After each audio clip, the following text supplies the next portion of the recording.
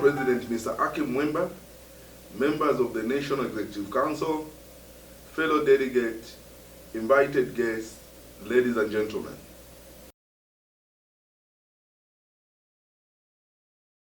This report to the 12th Quadrennial Conference reflects the status of the Union and is a summation of activities undertaken during the 4 years superseding the last Quadrennial Conference held from 13th to 15th of August 2013 at Fairmont Hotel here in Livingstone. As the report highlights, during the period under review, the Union scored impressive successes, but it did also encounter some challenges.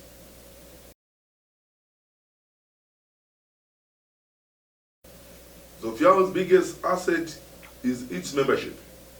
Therefore, if any of us depart from us, it is always a sad moment.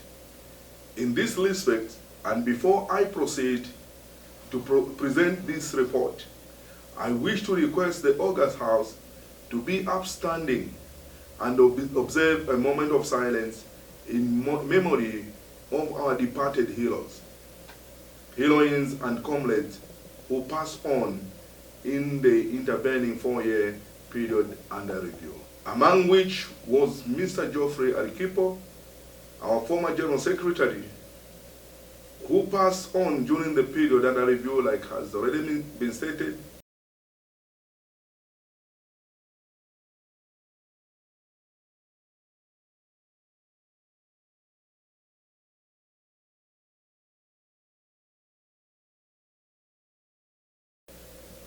May their soul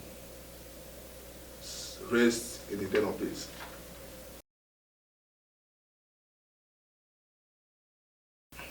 Mr. President, ladies and fellow delegates, ladies and gentlemen, the theme for the 12th Quadrennial Conference is building through our diversity for growth and inclusiveness in a dynamic environment. This theme is a clear reflection of the strength of ZUFIAW as it draws its membership from diverse skill sets and institutions, who when converge under one umbrella of the Union, the only result is fortified strength. In addition, the theme speaks to inclusiveness, which has been the hallmark of ZUFIAW, particularly during the period under review. And I am happy to report that ZUFIAW is tirelessly working towards attaining the 40-40-20 representation. In tandem with the global trend, the 40-40-20 representation speak of 40 men, 40 women, and 20 youth representation. The evidence of these efforts can be seen from the fact that the youth and women structures have been integrated in the affairs of the Union.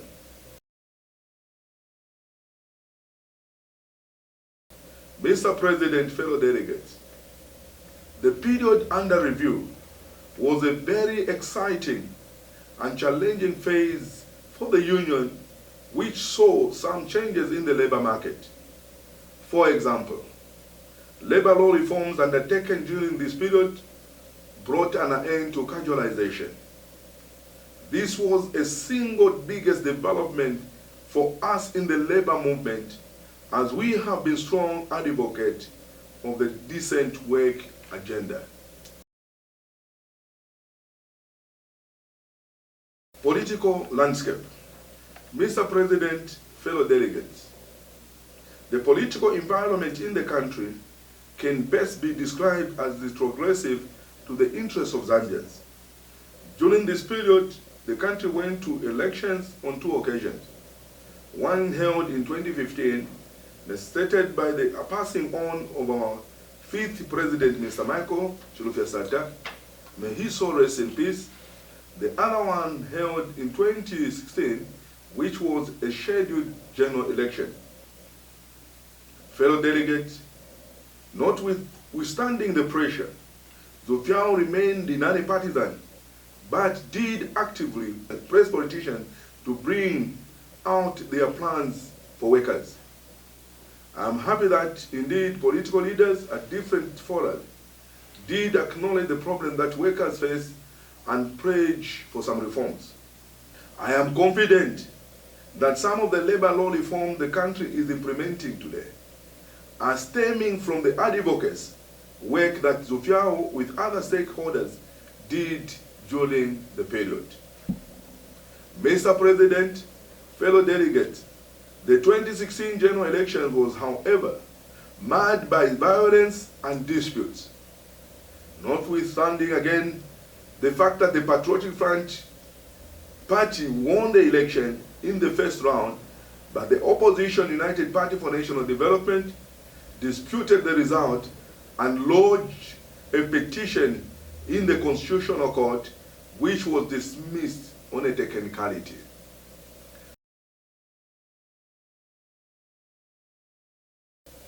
Mr. President, delegates, I wish to report that with the involvement of all stakeholders, amendments were made to the Employment Act to, among others, prohibit casualization, introduction of the Labor Code, which aims at enforcing the existing labor laws and Industrial Labor Relations Act, CAP 269 of the laws of Zambia, regulating the trade unions and employers' organizations. Other issues, ladies and gentlemen, which ZUFIAW participated in through our center, the FFTZ, the Federation of Free Trade Union of Zambia, are social security and social protections reforms, which aims at restructuring social security institutions such as Local Authority Superannuation Fund, LASIF, Public Service Pension Fund, PSPF, and National Pension Scheme Authority, NAPSA, the introduction of comprehensive medical insurance scheme, and maternity protection by the year 2018.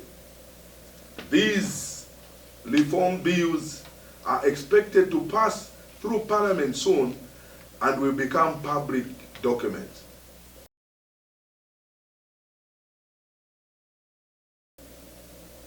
With financial support of the cooperating partners, National Pension Scheme Authority, NAPSA, Workers' Compensation Fund Control Board, PSPF, FAB, Indo-Zambia Bank, and the Ministry of Labor and Social Security, the President of our union, the General Secretary, and the Director of Workers' Education represented the union through the Federation of Free Trade Union of Zambia, whereby they attended the conference of the International Labour Organization, which was held in Geneva, Switzerland from 5th to 16th of June 2017. The resolutions of the conference are available on the ILO website, which is www.ilo.org.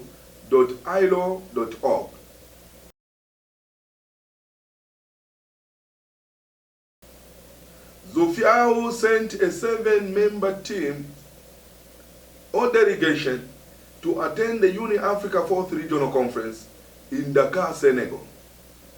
The conference, running under the theme Forward for a New Africa, Mobilize, Organize, Innovate, was held from the 20th to the 25th of March 2017. I need to make mention here, Mr. President, that the union has a titular member seat on the Uni-Africa Finance Committee and another titular member seat on the Uni-Africa Women's Committee. ZUFIAW also got a seat as first substitute on the Uni-Africa Youth Committee. ZUFIAW, through FFTZ, also sent 2 of the members to attend the 10th Southern Africa Trade Union Coordinating Council SATU Conference in Dar es Salaam from the 24th to 28th of October 2017. I need to report here, Mr. President, that Ms. Mwapemu Tolilo, who represented ZUFIAW and the Center and the conference, was elected as Vice Chairperson of the Regional Youth Executive Committee of SATOK.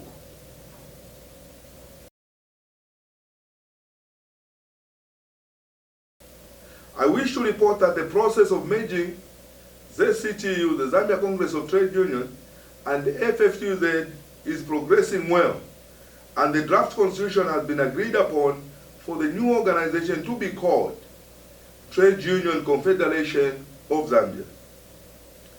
We urge you, delegate, to support this initiative, which is meant to strengthen the labor movement in our country. The merger will greatly work toward stopping fragmentation of the labor unions in our nation.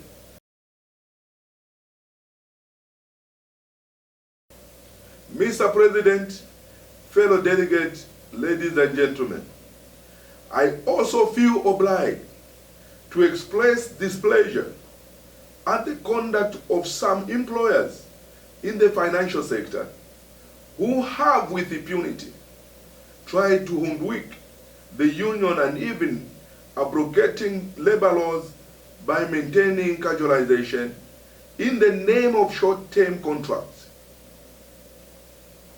Abash casualization. Going forward, it is very important for us to take a firm position on how we are going to handle these institutions.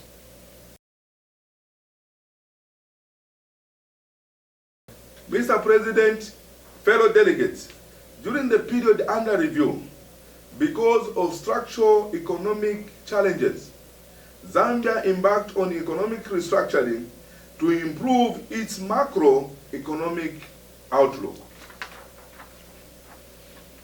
The country during the period experienced a lot of economic problems, which were triggered by both internal and external factors. For example, a drop in the price of copper on the international market caused some mines to close down or drastically reduced production. There was also a drought that affected electricity production. Thus, the country have long hours of load shedding. But with a good rainfall in the last season, as well as improvement in the price of copper, the country's economic landscape is said to rebound. For example, government has revised the economic growth for this year from 3.2% to 4%. Further, Mr. President, inflation rate, which had gone up to 20% in 2015, is now in single digit.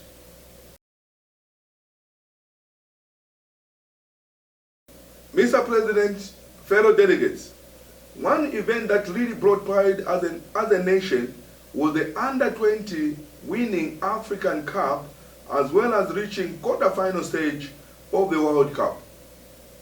During the same period, Zambian music took great strides.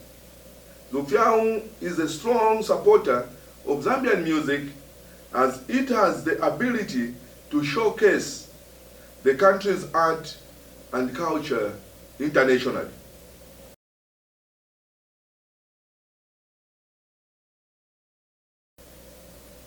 During the period under review, I am pleased to report that ZUFIAW successfully hosted ZUFIAW annual sports festivals from 2014 to 2016.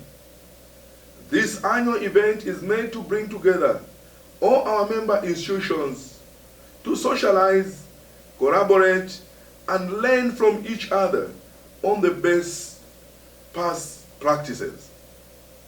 We wish to thank all our members and their institutions who have always supported this event to make it a success.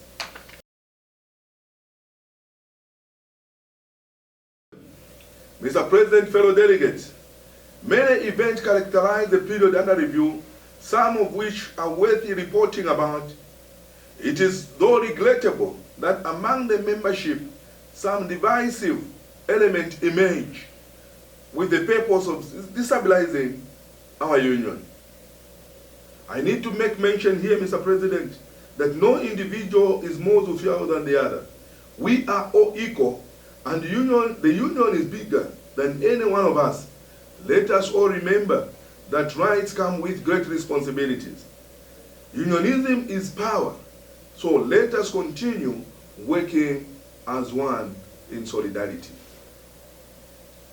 Fellow delegates, the period under review was characterized by changes in the structure of our union, especially at National Executive Council level. Mrs. Peggy Mubanga from Indo-Zambia Bank was promoted into management. Ms. Maria Chikwanka was as well promoted into management at National Savings and Credit Bank, while Mr. Evaristo Mwansa lost employment at Bank of Zambia. All these were former National Executive Council members. In view of the above developments, the National Executive Council co-opted Mr. Morgan Mweupe and Mr. Geoffrey Mubanga as national trustees, who were confirmed and position ratified by the 2016 Annual Conference in Siabonga. The position of Deputy General Secretary Organization and Recruitment was also filled when Mrs. Edina Ndondolo Hajuma was elected at the 2014 Annual Conference.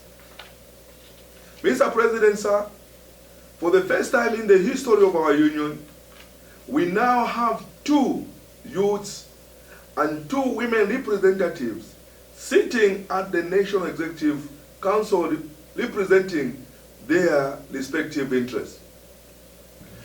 Mr. President, fellow delegates, I'm pleased to announce that we had our constitution ratified by the Ministry of Labor and Social Security through the Labor Commissioner's Office.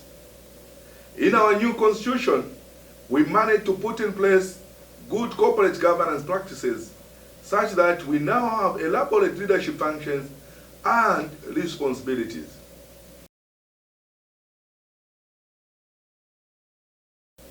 Mr. President, ladies and gentlemen, in line with the guiding principles and objectives enshrined in the ZUFIAW Constitution, I am proud to report that we successfully hosted 2 out of 3 annual conferences during the period under review.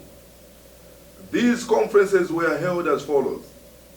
In 2014, ZUFIAW Annual Conference and Women's Conference at Lake Safari Lodge in Siabonga. In 2015, Youth Conference, Mobile Hotel in Kitwe. 2016, Annual Conference, Lake Safari Lodge in Siabonga.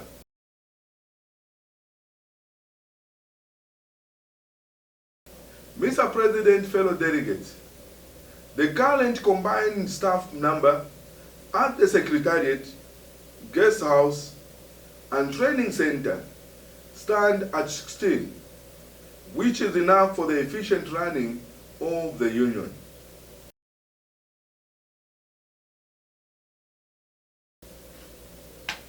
I wish to report that during this period, ZUFIAW increased access to information through the website, which now has valuable information, which include collective agreements, recognition agreements, labor laws, among others. Ndola and Kitwe district offices were also computerized with internet connections, complete with scanners and printers. It is our hope, ladies and gentlemen, that these facilities will be used for union business in the districts and not for personal business purposes. Mr. President, I need to make mention here that Lusaka District Office Building has since been closed due to the fact that the general membership in the district underutilized it, opting to go to Secretariat for any business transaction.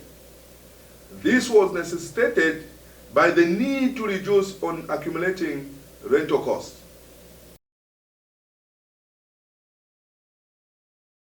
Mr. President, fellow delegates, during the period under review, the union managed to purchase the General Secretary's vehicle, a Toyota Hilux, which is currently running as a personal order vehicle. Other vehicles, that is the 3 old ones, a Prado, 2 Toyota Corollas, and a minibus, are still running, yet to be disposed at the time of replacing them with new ones.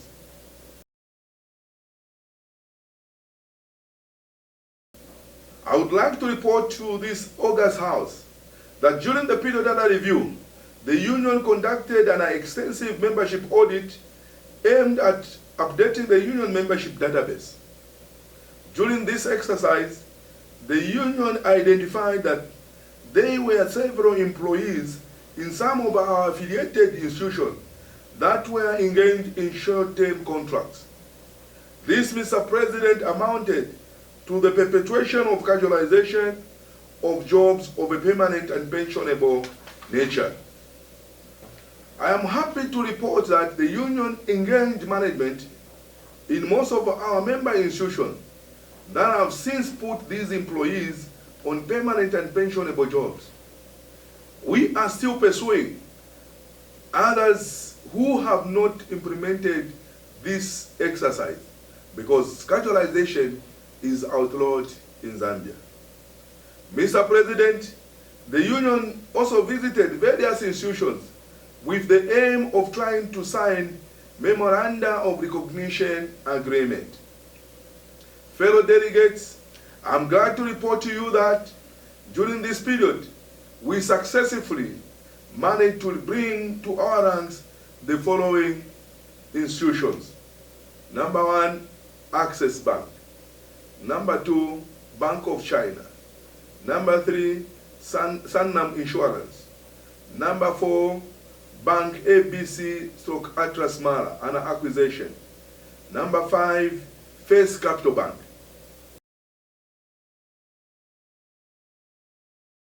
Mr. President, fellow delegates, we would like to report to this August House that during the period under review, we visited, organized, and constituted the following district branch committees: youth and women structures, Chipata District Branch, Petauke District Branch, Livingstone District Branch, Choma District Branch, Monze District Branch, Mazabuka District Branch, Mongo District Branch, Solwezi District Branch, Kasama District Branch, Mpulungu District Branch, last but not the least, Mbara District Branch.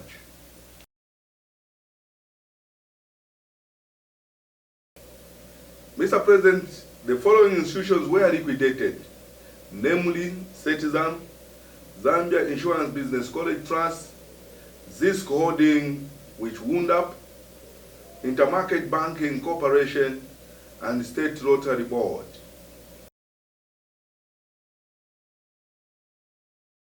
The following institutions were acquired: Finance Bank, Bank ABC to become Atlas Mara, and Professional Life Assurance to become Prudential.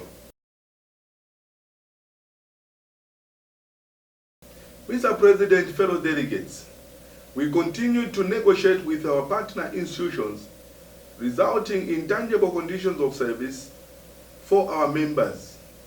We have managed with slight annual salary increments, which average 9%.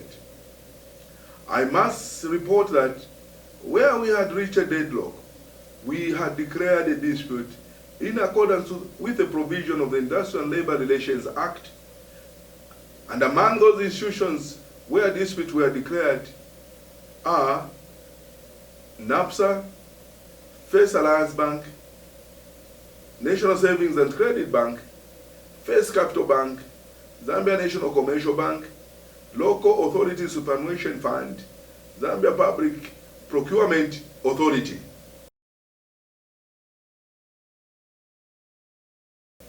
Mr. President, fellow delegates, I wish to report a few institutions which faced challenges during the period under review as outlined below. Fairmont Bank. The negotiations were protracted at the end of the quarter. The 3 months were taken for conciliation, which process was still ongoing. Zanaco.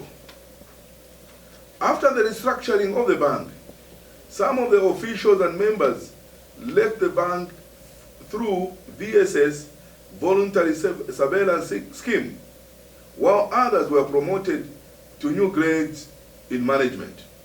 However, outstanding grievances on unpaid bonuses and ex gratia have not yet been resolved, partly due to the lack of solidarity between members and non-members within the bank, as well as the way management has handled this matter. I need to make mention, Mr. President, that the recognition agreement was revised to take into account new category of members eligible for representation.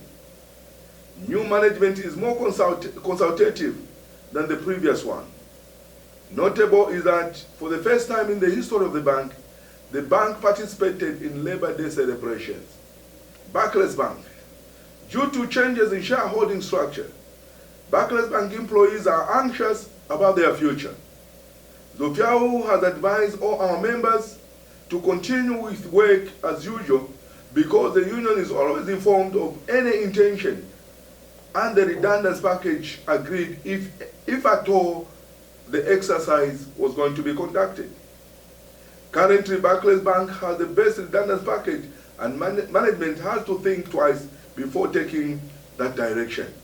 I need to make mention there are a number of grievances also addressed and needed to be addressed at Barclays, and the matters obviously are seeking and receiving serious attention. One of those is the levy pay, which matter has already been referred for a legal redress. We want to appeal to Barclays Bank employees, despite all this sell down, there is hope as long as the law of the land will be able to guide the direction and which way to go. Intermarket Banking Corporation. Mr. President, Intermarket Banking Corporation was liquidated, but later restructured by government and transformed into a development bank. ZUFIAW will soon approach new management to represent the members because the recognition agreement which is in place has to be reviewed. Pensions and Insurance Authority.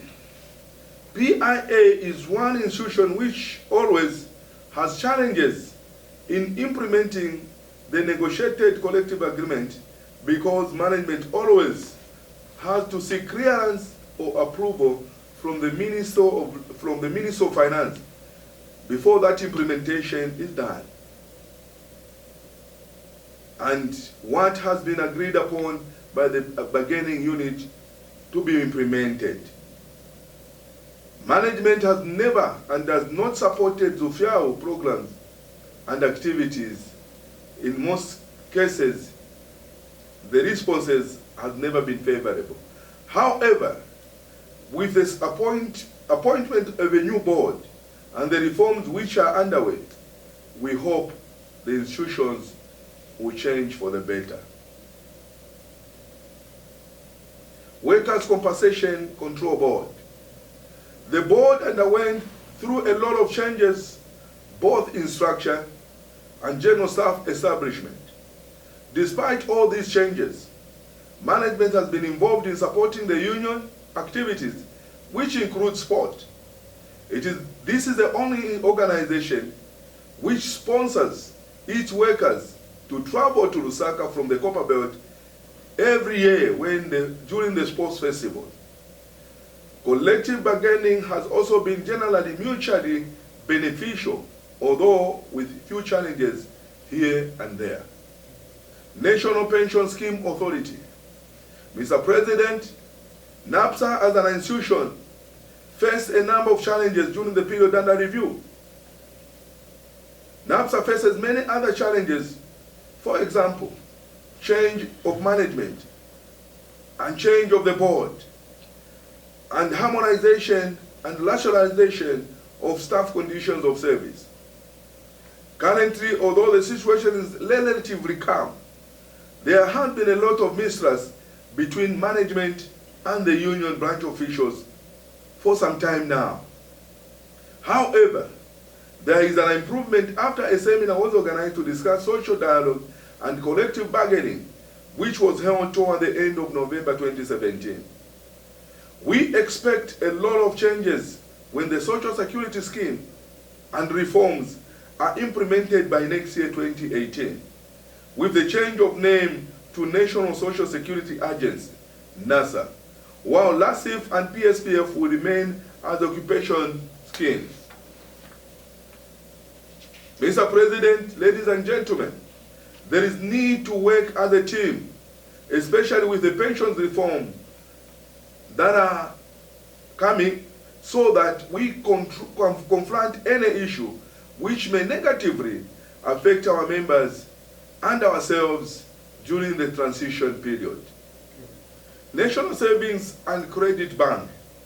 The situation at that SAFE during the period under review has been volatile for some time now because workers lost confidence in management.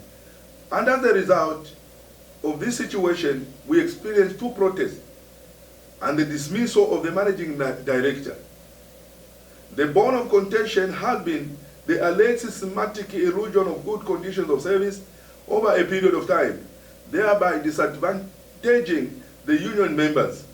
However, with government decision to intervene, there is hope that we shall engage to address workers' concerns in the bank. First Capital Bank. At First Capital Bank, the first collective agreement was concluded this year after protracted negotiations, which ended up into a dispute. Currently, there is need to address the negative attitude of management so that the future negotiations are concluded amicably without resorting to a dispute process. Bank of China. At Bank of China, we have seen a lot of injustice in the bank. Despite being a new entrant in the financial sector, we have experienced a situation where our members are being enticed into joining management positions so as to weaken the union when these positions are not even in line with the definition of management as per the Industrial and Labor Relations Act. Chair, we want to report that most of our members at the bank are on contract, and because of that we have engaged relevant authorities, which include the government, to intervene. Invest Trust Bank. The bank has frequently changed management, especially at senior management level, to the extent of affecting the bargaining process.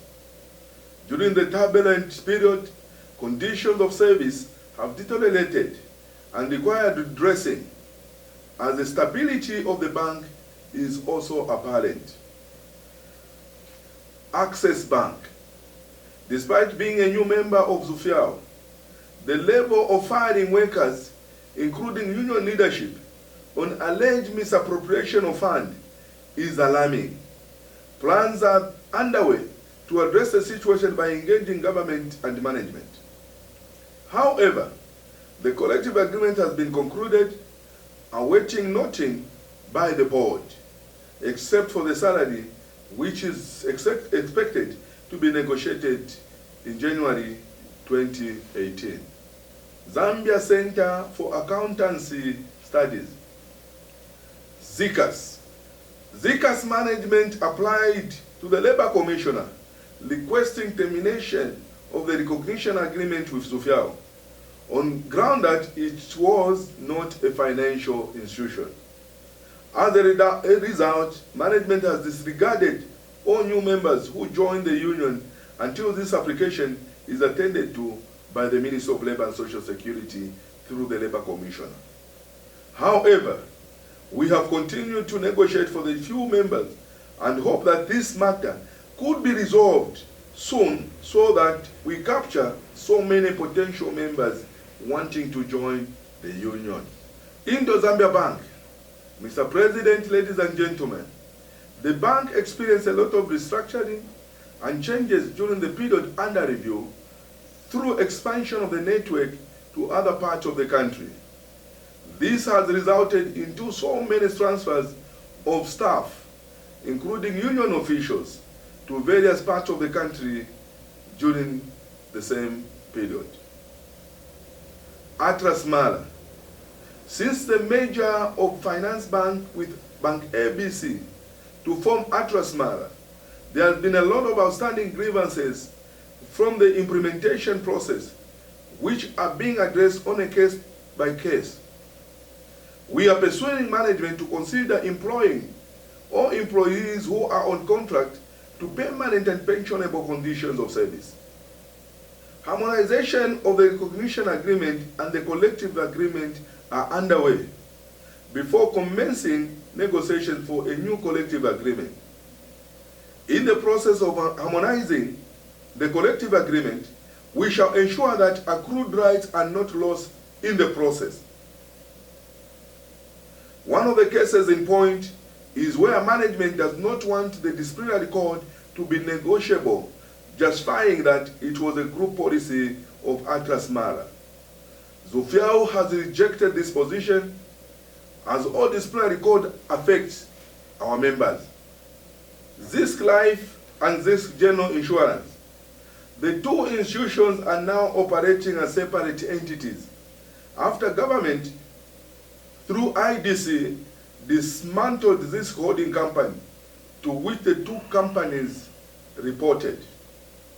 With this change, we look forward to more efficient in business and effective industrial and labor relations with ZUFIAW, and there will be less bureaucracy in decision making.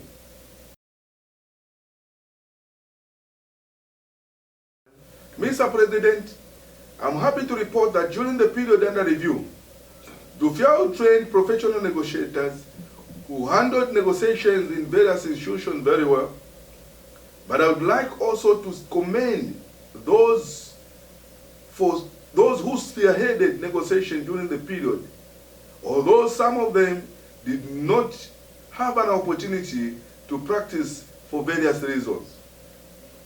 You will also note, Mr. President, some have since left the union, and it would be prudent for us to ensure that we train more professional negotiators in 2018 and beyond.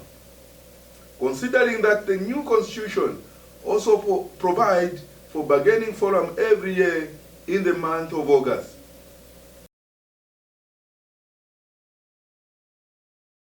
Workers' education. With regard to workers' education, ZUFIAW is committed to building capacity in the membership and leadership of the union in order to improve the organizational and administrative efficiency and effectiveness in serving our general membership. This includes capacity in collective bargaining, which will be annually evaluated through the bargaining forum, which is now provided for in the amended ZUFIAW Constitution. During the period under review, ladies and gentlemen, workers' education programs and activities which were conducted targeted leadership only at the inclusion of the rank and file membership. This situation was attributed to high rate of leadership turnover, particularly at branch and district leadership levels, where promotions, transfers, redundancies, and other external factors created vacancies in our union structures. I wish to assure you that with the new amendment to the ZUFIAW Constitution, workers' education will be scaled up to ensure efficiency and effectiveness of the union, so that all members and officials understand their respective roles in the union. Research and development, data correction. During the period under review, Mr. President, the Research and Development Department has been strategized through the collection and analysis of data to enrich the knowledge base that supports ZUFIAW's policy agenda and bargaining process. To maximize the impact of its research, the department carried out activities that served as input to the work of the union's women's desk, workers' education desk, the youth desk, and the informal sector desk, to mention but a few. Database. The department, in conjunction with the IT department, developed a database where information on the membership is recorded. However, there has been a challenge with timely collection and updating of this information, given that some institutions have not been sending the information to Secretariat. In this regard, the department has developed a recruitment and information collection strategy, training at workshops and seminars. The department, in conjunction with the Workers' Education Department, has been developing training materials for workshops, seminars, for members on research, for collective bargaining, organizing of branches, and legislation on labor matters in general. Representation of members with disciplinary cases. Youth Committee. During the period under review, the committee also conducted youth activities as well as participated in the following of many programs: National Youth Conference in 2015, Ivory Coast and Benin Conference, training workshops, installation of youth shop stewards across the country, and the 4th Uni Global Conference in October 2017. Mr. President, during the period under review, the department, together with other Secretariat staff, has also handled disciplinary cases for members either dismissed or facing charges at their various workplaces. Over the past 4 years, 38 cases reported from member institutions were handled by the department. 27 of these cases went in favor of the employees, who have since been reinstated and cleared of those charges. Women's Desk, local and international programs. The women attended various programs both locally and internationally, such as workshops on decent work, engaged program under Global Labour University at West University in South Africa, and the 2015 and 2017 Business Forum organized by United Nations Development Program and the Zambia Development Agency held in Ndola. The desk, Mr. President, also undertook the following activities: fundraising luncheon for the Suburb Girls' School in Ndola, whose funds were used to purchase 4 HP desktop computers for the school. Donation of various textbooks to Suburb Girls' School purchased by the women, and conducted an educational tour of Bank of Zambia regional office as mentorship for the children of Suburb School, among others. Informal sector. Mr. President, ladies and gentlemen, I would like to report that over the period under review, the informal sector desk has undergone some remarkable transformation. In 2016, the position of coordinator for the desk was transformed into a full-time position. Currently, the desk has initiated several programs that are helping our members as well as people in the informal economy. Relief Fund. The desk is currently piloting a relief fund program which is aimed at providing immediate financial assistance to members. All members of ZUFIAW are included and not an exception to get and to collect such fund. The maximum amount the desk is giving out under this project is 1,000 per applicant, and the 10% interest is charged on the principal. I need to make mention here, President, that a lot of our members have accessed these funds and it's doing very well. Legislation of cooperative. Fellow delegates, I'm pleased to inform you that through the informal sector desk, ZUFIAW has registered cooperative society, which is called ZUFIAW Savings and Cooperative Society. The aim of the cooperative is to empower members as well as non-members with an opportunity to grow and strengthen their economic progress. Those that wish to be members of the cooperative will be required to buy shares and will in turn be eligible to acquire loans up to double the value of their shares. Information technology. Mr. President, fellow delegates, the ZUFIAW IT department became fully active in January 2014. The department has highly transformed ZUFIAW as it is one of the very few unions in Zambia with online presence.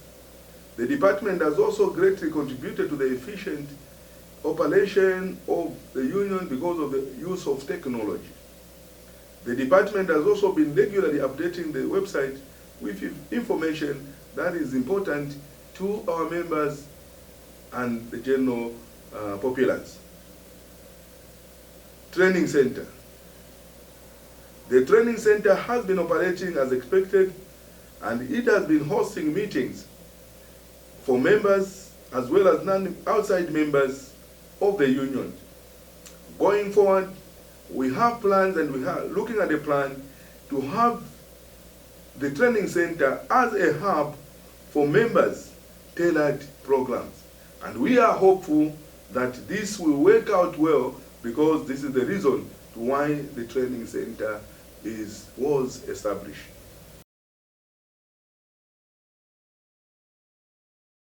In conclusion, Mr. President, fellow delegates, and ladies and gentlemen, the ZUFIAW Constitution provides the objective of the Union, and I'm proud that my report indicated that all the objectives of the Union have been implemented in full.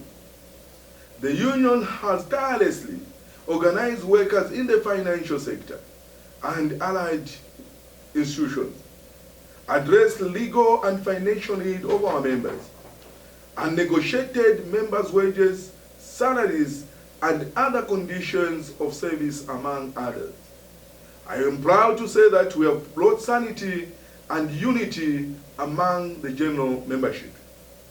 Mr. President, ladies and gentlemen, allow me to express my gratitude and thanks to the following for their cooperation, commitment, support, and unity in the last 4 years. These are the National Executive Council, who are councillors, the National Women Committee, the National Youth Committee, the broader membership of our union ZUFIAW, members of staff who have worked also committedly and tirelessly, all individuals, cooperative partners, and organizations who share our vision of unity of purpose and solidarity. Your support and solidarity has provided the momentum for us to build a stronger union to fight all forms of injustice. May I take this opportunity, Mr. President, ladies and gentlemen, to appeal to every one of you, delegates, that this being an elective conference, we have to become and forward-looking. Viva ZUFIAW! Let our union continue to grow stronger. May I also take the opportunity to wish you a Merry Christmas and happy 2018. Mr. President, it's my honor and privilege to wish the 12th Quadrennial Conference of ZUFIAW God's blessing and abundance and prosperity even as we move forward. Solidarity forever, and I beg